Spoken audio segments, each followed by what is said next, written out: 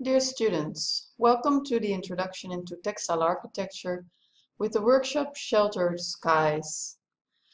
We are talking about coverings for buildings made of fabrics which are highly organically formed, and this is what makes them so attractive to the eye.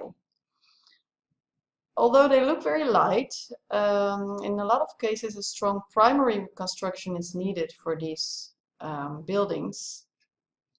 And to make them, a lot of parties are involved, a lot of different specialisms.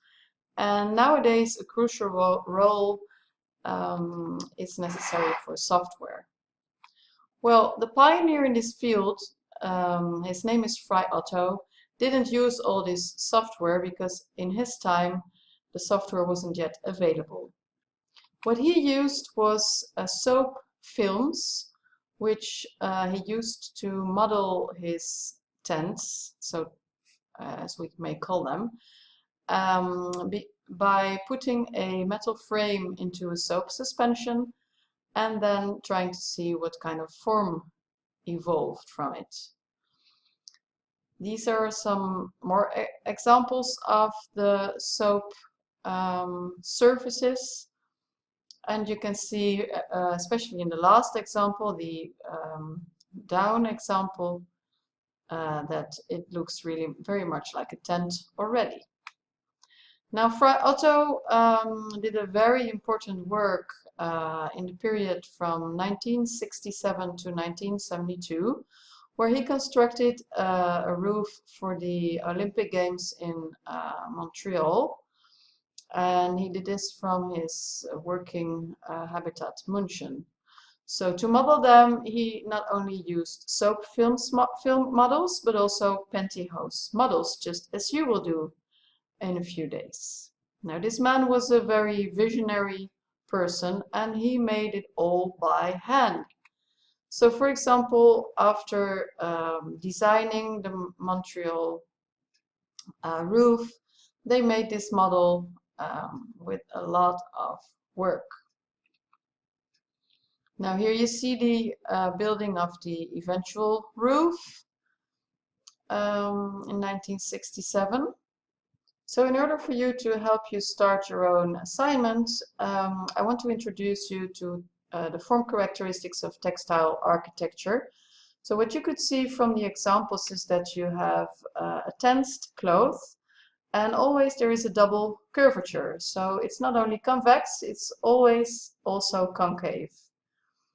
Now, the better the curvature, the stronger it is, in fact, the stiffer the surface will be, and then it will be more resilient to forces from the outside, like wind force or earthquakes. And this is also why these constructions need a pre-tension. So an extra tension is applied on the masts or on the arches before it is put to its use. Now, you can choose if you start making your own model shortly, out of 3 or 4 basic forms, and also if you want, you can make combinations out of these 3 or 4. So I will just introduce you into the 4 shapes, which are the high par, which is shown left top, the cone, the ridge and valley, and the arch. Now let's look at some examples that will go with these simple sketches. Firstly, we have the high par, where you see 4 masts, but the masts are of different lengths. And you see that with very simple means of just 4 straight lines, you can already create a very attractive organic shape. Now, the cone or umbrella, the umbrella is the upside down cone, in fact, could look like this.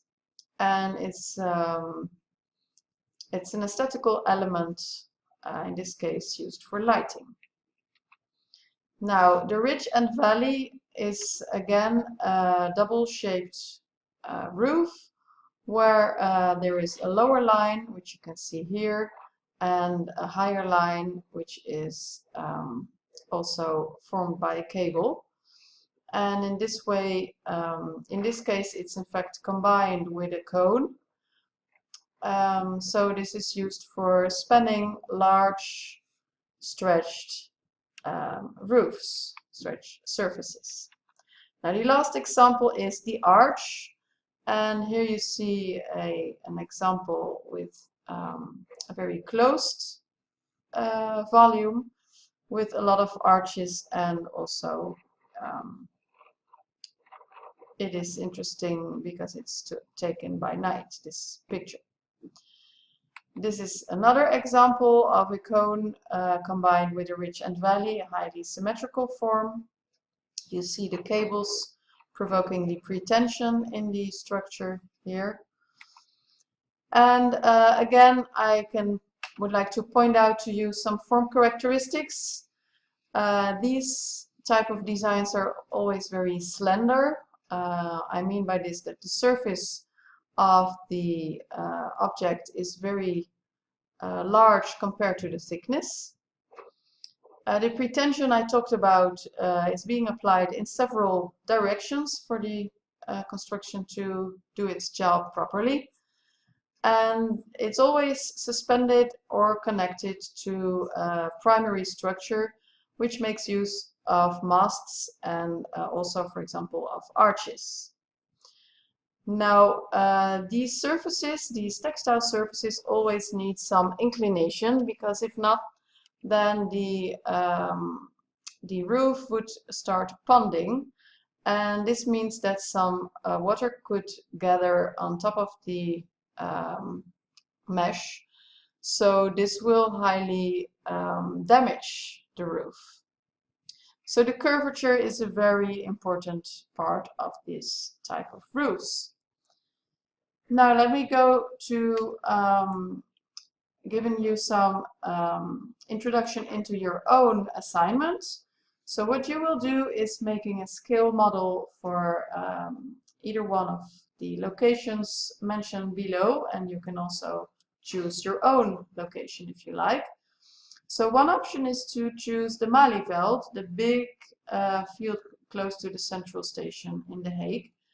And then you are invited to make a roof for accommodating a horse show. The to cover area is 75 by 75 meters, which makes it a very large covering.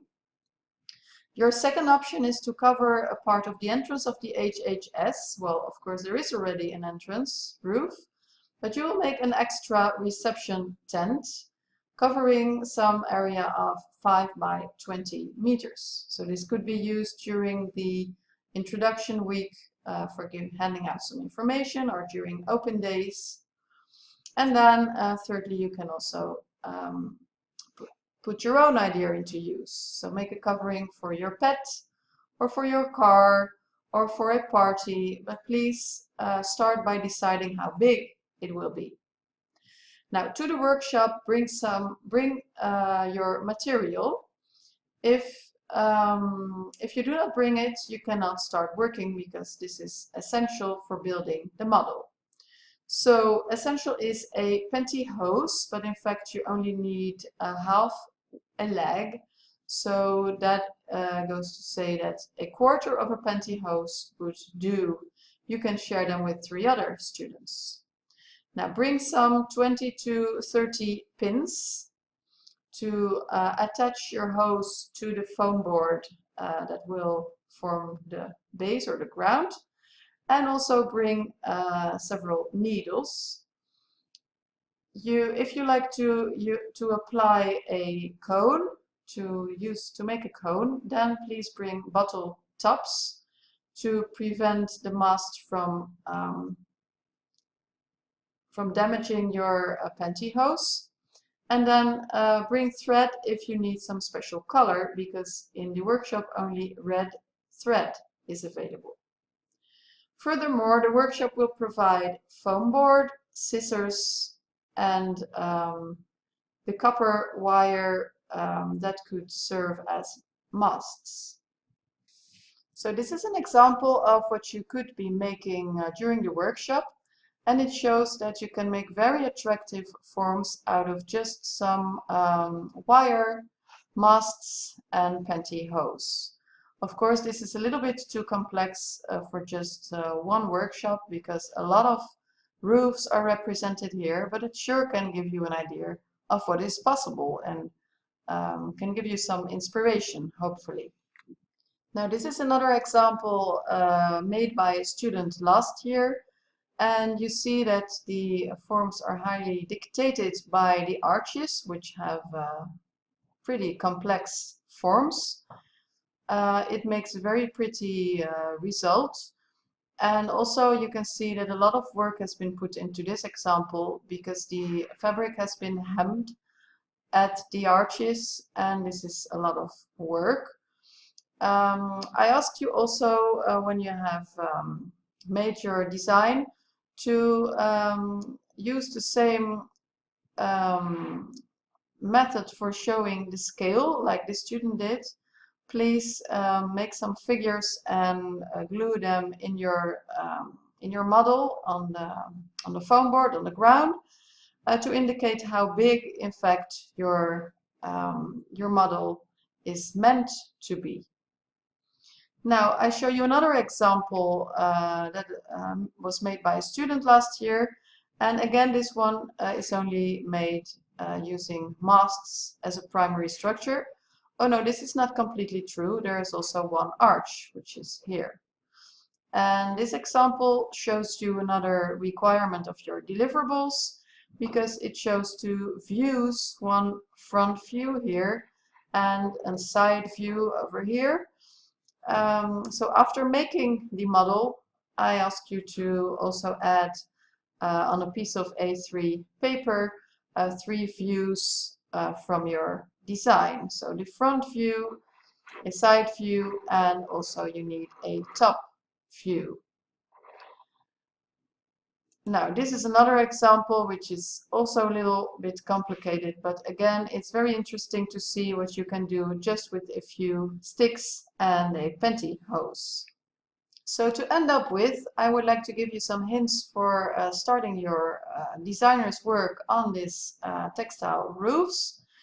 So for the first hint is that you please pay attention at the cones.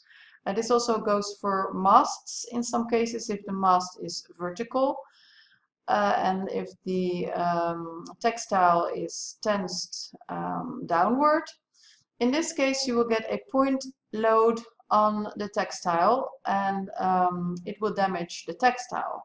So please, in this case, use tubs, which you can easily gather from plastic bottles or from some other source that you might find. And this will prevent the pantyhose from being damaged. Now, another thing is that hemming makes everything prettier. So the sides or the connection to the arches could be hemmed. And of course, this is a lot of work, but you will end up with a very nice result. Now, you will choose one of the 4 basic shapes, so the ridge and valley, or the cone, or the high par, or the arch. And once you've chosen it, you can start building.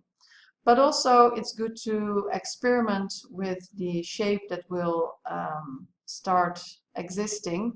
So look for the design that you like, look for what you find pretty, try to change the orientation, the positions of your primary structure, so that is to say the masts and the arch, or arches for that matter. And so really behave as a designer and experiment. Now, in the end, what you need to hand in is the model, the elevations, so front and side and top view. You also have to mention the scale used. Now, putting figures in your model will make that easier. And end your chapter with a reflection on what you liked or did not like about this assignment, what went good, what went wrong, what would you do differently next time, and what have you learned from it and why. So please enjoy this experience. Good luck.